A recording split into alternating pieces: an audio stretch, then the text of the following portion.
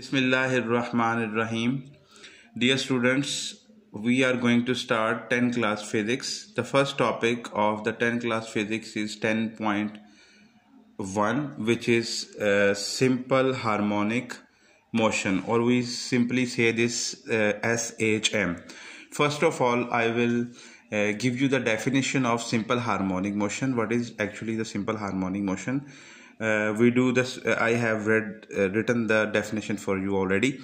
The definition is a special kind of vibratory or oscillatory motion is called the simple harmonic motion, or simply we say this simple SHM, right?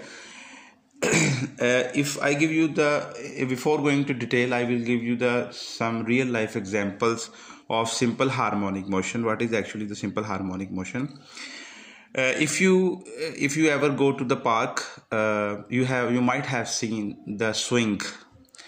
The swing in this example is execute the simple harmonic motion, because whenever you ride on the swing, you have seen it was first at rest, and then when you sit on it, it will, after some time, it will start vibrating about its mean position. This is one of the example of the simple harmonic motion.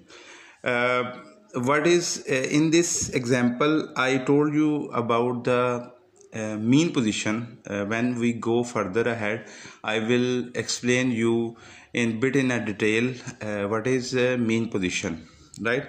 But after doing the simple harmonic definition of the simple harmonic motion, I will give you the more examples of the simple harmonic motion. What are the simple harmonic motion? These examples are written in your textbook on page number 2, right? So the first example of simple harmonic motion is motion of a mass attached to the spring. Motion of the mass attached to the spring.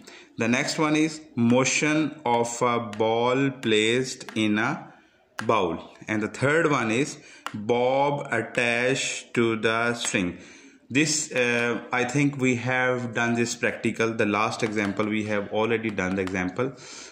Student, if you recall the practical, then you will came to know that what I'm talking about. But I will explain you when we do this third example. I will explain you in detail. But first of all, we start our lecture from the motion of the mass attached to the spring. So my first example is motion of the mass attached to the spring, right? So if we talk about the spring, everyone know about what is actually the spring. The property of the spring is that you can compress it, or either you can compress it or stretch it, right? So I will take the example of the simple harmonic motion. We start our lecture from first example. This is given on page number 2 of your textbook, 10th class textbook. Okay.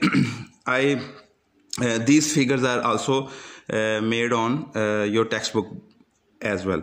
I'm going to make the figure for you. The first figure is simple harmonic motion. Is there is a mass, there is a small mass. This is spring, and this spring is attached to a very, very small mass. So this is spring, this is our spring, and this is our mass. Okay, so what will happen? So spring has two ends, right? One end is fixed, and on the other end of the spring there is a small mass is attached, right? So what will happen if this is its mean position, because this mass is at rest. Where I told you, where the body is at rest, that is called the mean position. So say this point is O.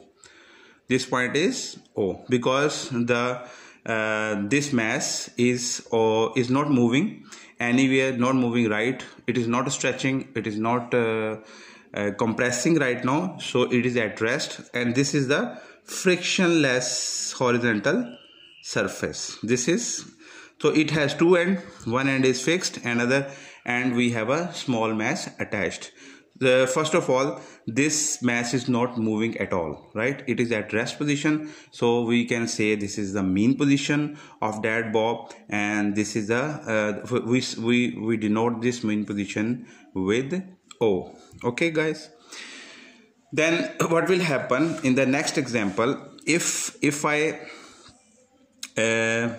take it again, same thing I'm going to make it again, but in this time I'm going to stretch the string, or moving the mass, small mass, towards right. Okay, again we have a spring, but in this example it was rest, but I'm moving towards moving this mass, small mass, which was lying at O position. Now I'm moving this towards right hand side. So what will happen, I am applying the force on it. I am applying the force. So before, the position of the bob was at O, but now if I apply the force F on it, it will move towards right, and the new position, I say this new position name of the mass, small mass, is A. Now it has covered small displacement, right? This is X displacement it has covered.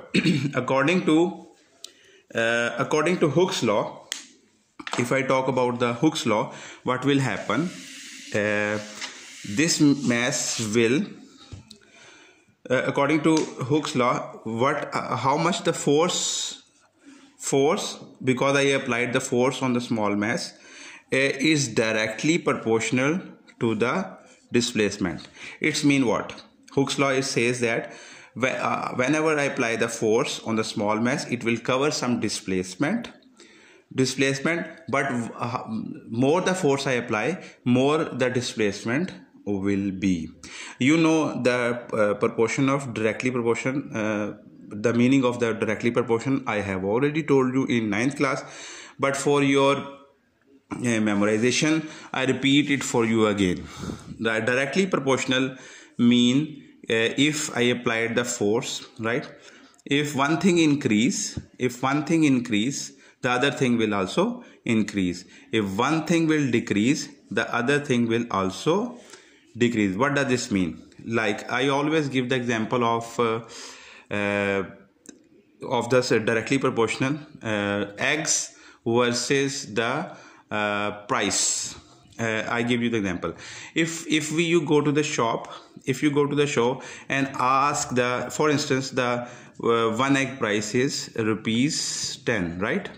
So if you go to the shop and ask the shopkeeper that I want 2 eggs, so he will charge you, one egg price is ₹10, but if you go to the shop and ask the shopkeeper I want 2 eggs, he will charge you ₹20. Okay, but if there is a 3 eggs, if you buy the 3 eggs, the price will not be 20 now, it will be 30 rupees. It's mean what?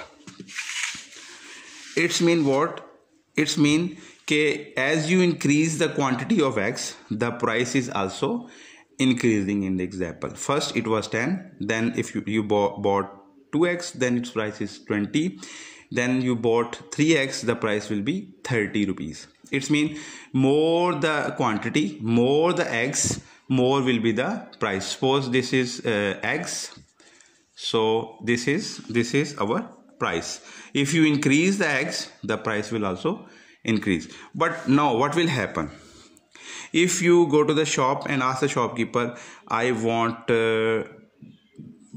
4 eggs, right? So if you decrease, like, first of all you bought 3 eggs, then the price, if you bought 2 eggs, now the price will be now ₹20, not 30. It's mean you have reduced the eggs, the quantity of eggs, then the price will also reduce.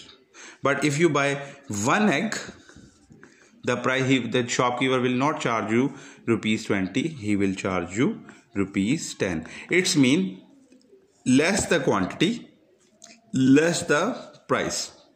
You decrease the number of quantity of eggs, the price is also decrease. First it was 2 eggs, the price was 20. Now 1 egg, the price is 10. So if you you better understand now, the when you increase the price, when you increase the quantity of eggs, the price will also increase. But if you decrease the quantity of eggs, the price will also decrease. This is the meaning of the directly proportional. But if I come towards our topic again, so I gave you the explanation of directly proportional. But if I come towards back to my topic, as I have told you, so in this example I gave you the example of mass attached to a small spring. So if you increase the force, the displacement will also increase. But in the scenario of the mass attached to the spring, you got to be in the elastic limit, because Hooke's law states that stress is directly proportional to the strain under the elastic limit. But in this example, force our displacement. If I remove the directly proportional sign, it will it will be some constant of proportionality and this x. But in this case I am putting the negative sign. The negative sign is because whenever you whenever you release the spring, it will go back to the mean position. Whenever, suppose we have a spring here, it is attached to a small mass, but if I stretched it, it will this is the first position, and this is called the mean position. Okay, but if I stretched it, it was the mean position first, and then I have stretched by applying the force F on the small mass M. So it will be stretched and it will cover some displacement from here to here. It was now the new position is at A. What will happen? If I apply the force more, the displacement will be more. If I stretch it more, the displacement will be more. But if I stretch less, the displacement will be less. So it means that's why directly more the force is directly proportional to the displacement. It means more the force, more will be the displacement. Less the force, less will be the displacement. But what will happen? Again, we have this spring, right? So is a small mass again A. This is its mean position. Then I apply the force, and the new position is at A. And what will happen in the third example? If I release it from here, it will start vibrating about its mean position. It means this small mass will start vibrating about its mean position. So what will happen? It will go back to this spring. If I stretch this, if I release this spring from here, the restoring force, the force stored in the spring will, if I release this mass, it will start vibrating about its mean position. This is the mean position. So you can say, this is the B position. It will go, first of all, this is at A. Then if I release this, it will go back to O, and then it go to the B point. Then it will come back to the O, and then A. It means it is oscillating about its mean position, right?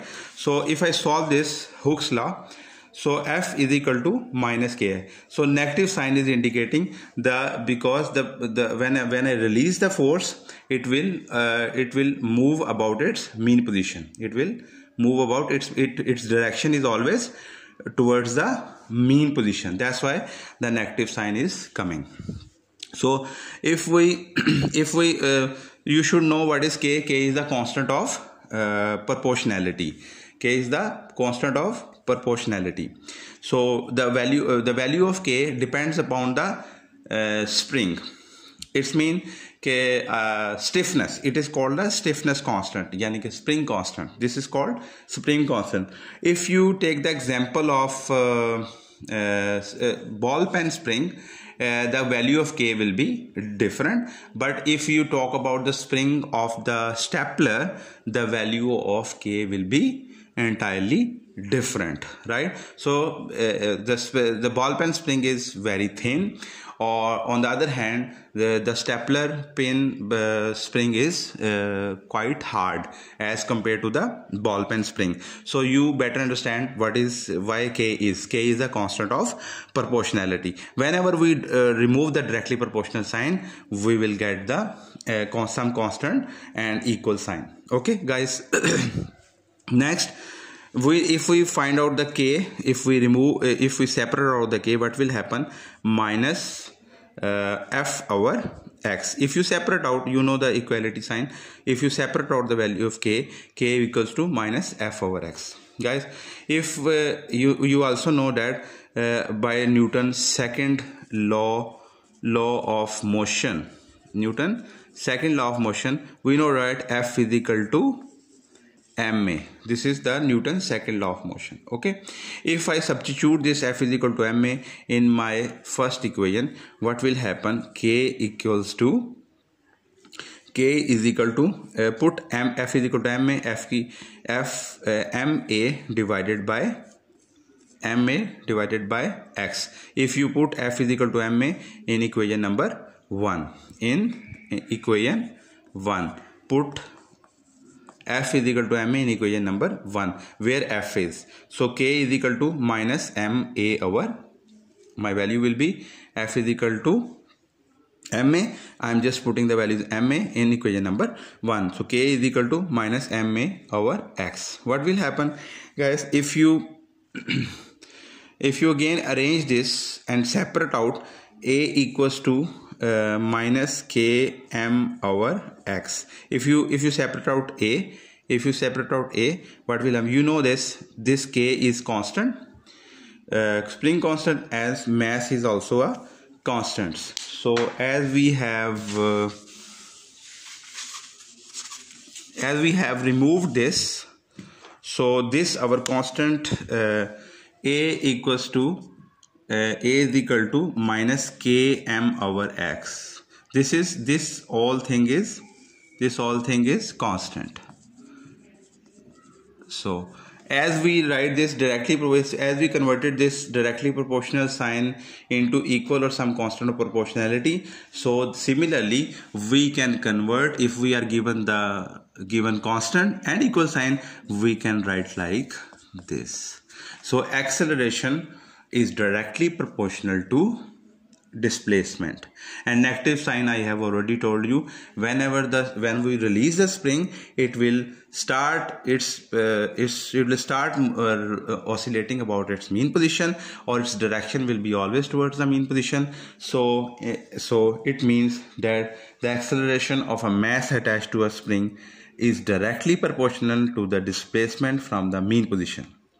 Hence the horizontal motion of a mass spring system is an example of simple harmonic motion. So guys, this is our first example which we talked about motion of a mass attached to a spring. In the next lecture, I will give you some formula related to mass attached to a spring, motion of a mass attached to a spring, in my next lecture. And we will talk about the other two examples which we have left in this lecture. The other two examples will be you must read before when I gave you the actual lecture. The other two examples will be on the book. We will cover ball and bowl system. This is present on page number 4, and we will talk about motion of a simple pendulum. In my next lecture, we will talk about the other two examples of simple harmonic motion. I hope guys you better understand this topic. If you don't understand, leave me some comment. I will answer answer your questions. Okay, thank you very much.